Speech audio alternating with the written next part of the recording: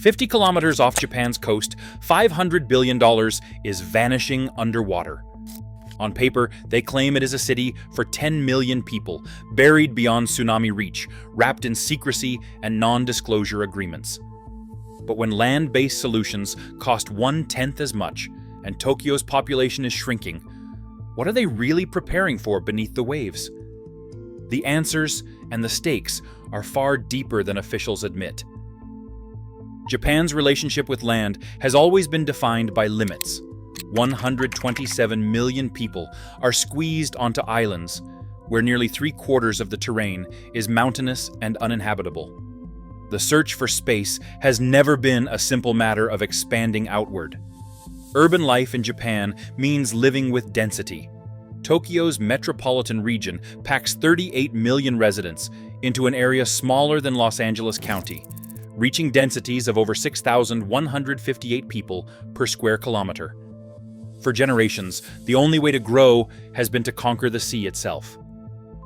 Kansai International Airport, built on a man-made island in Osaka Bay, stands as proof of what Japanese engineers can achieve when land runs out.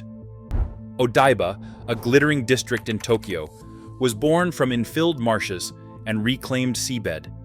But every new project pushes the limits further, and the cost climbs with each square meter of artificial ground.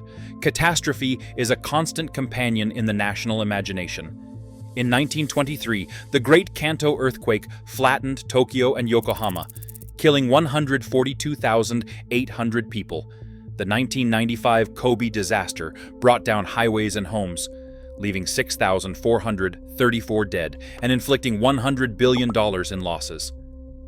The memory of 2011 remains raw. A magnitude 9.0 earthquake and tsunami claimed 19,759 lives, triggered the Fukushima nuclear meltdown, and left Japan with $235 billion in damage, the most expensive natural disaster in recorded history. Experts now warn of a 70% chance that Tokyo will face another magnitude 8 or larger earthquake within the next 3 decades. The ground beneath Japan is never still, and the next disaster is never far from mind. Against this backdrop, radical ideas take root. When the Ministry of Land, Infrastructure, Transport, and Tourism debates the future, the conversation is shaped by more than just population forecasts. Every policy must answer the questions that history demands. Where will people live when the land is full? And what happens when the earth itself cannot be trusted? In a country where building outward is no longer enough and building upward carries its own risks, the concept of living beneath the waves begins to sound less like science fiction and more like a logical next step. The precedent is there. Japanese engineers have made islands from water and rebuilt cities from rubble. Now the pressure to find new ground is not just about ambition, it is about survival. Officially, the Ministry of Land, Infrastructure, Transport, and Tourism presents Ocean Spiral City as a technical marvel, an answer to the question of where Japan's future will be built.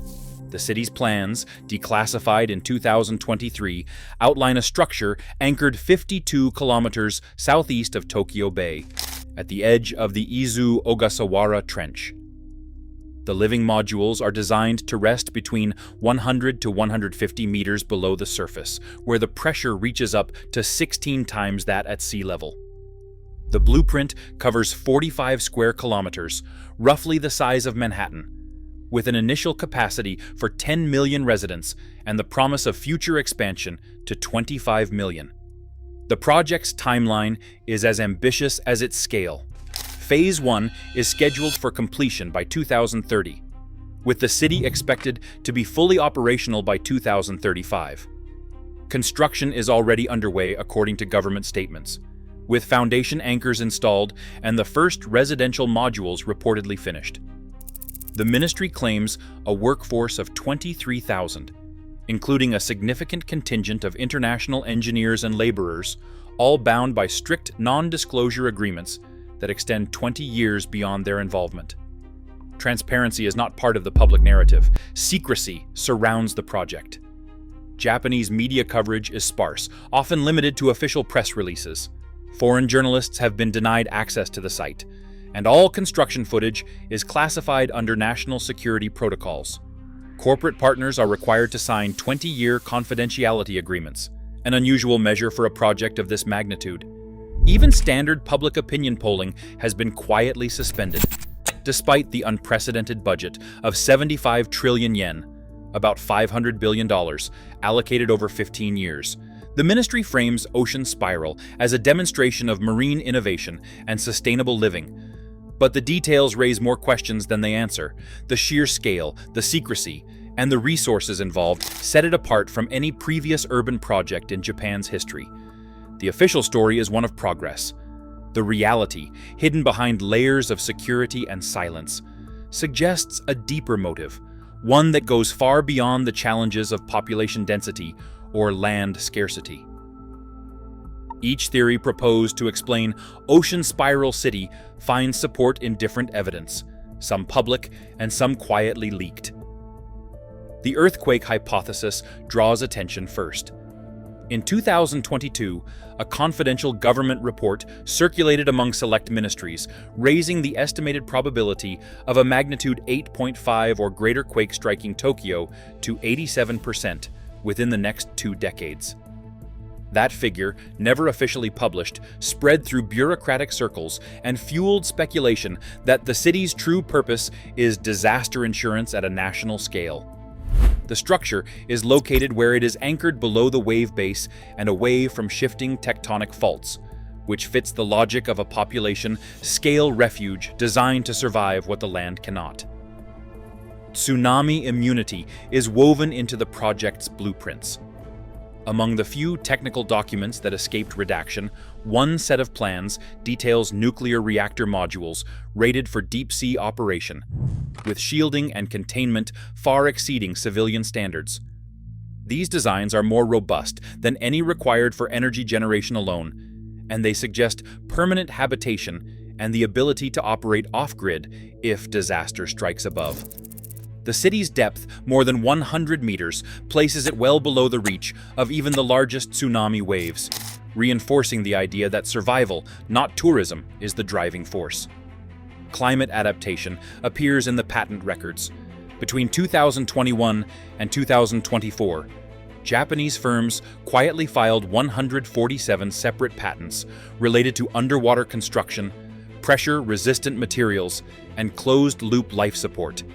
The timing and scope point to a coordinated effort to secure intellectual property before the technology is commercialized abroad, positioning Japan as a potential supplier to nations facing rising seas.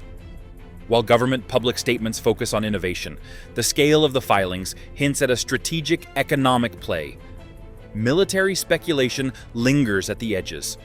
A whistleblower within the construction consortium alleged self-defense force involvement, citing heightened security protocols and the installation of a command center in the city's deepest module. No official confirmation exists, but the presence of radiation shielding 4 times thicker than civilian requirements raises questions about dual-use intentions. Each piece of evidence, when examined in isolation, supports a different explanation. Taken together, they suggest Ocean Spiral City is more than a single-purpose experiment. It is a hedge against a future where Japan's survival may depend on what lies beneath the waves. Dissent splits the expert community wide open. An anonymous engineer who says he reviewed the technical drawings gives a blunt assessment. No civilian project needs 400% radiation shielding. This is a bunker masquerading as a city. The implication is clear. Someone expects a threat far beyond earthquakes or rising seas. Urban planners are equally skeptical. Dr. Yamada Kenji, a critic from Tokyo University, points to the math. Japan could house 50 million people on existing land for 1/10 of the cost. He questions why the government would gamble so much on an untested underwater experiment unless they expect the surface to become unlivable. Seismologists add a different kind of pressure. Dr. Sato Hiroshi, recently retired from the Japan Meteorological Agency, reviews seismic data from the past 4 years and finds a 34% increase in tectonic activity around Tokyo. He warns that the next Tokyo earthquake is not if, it is when. Government knows this. Ocean spiral is Plan B. The urgency behind closed doors grows sharper. Then a classified document leaks from within the ministry. An internal reassessment stamped August 2024. The report quietly revises the probability of a megathrust earthquake striking Tokyo upward, now at 91% within the next 15 years.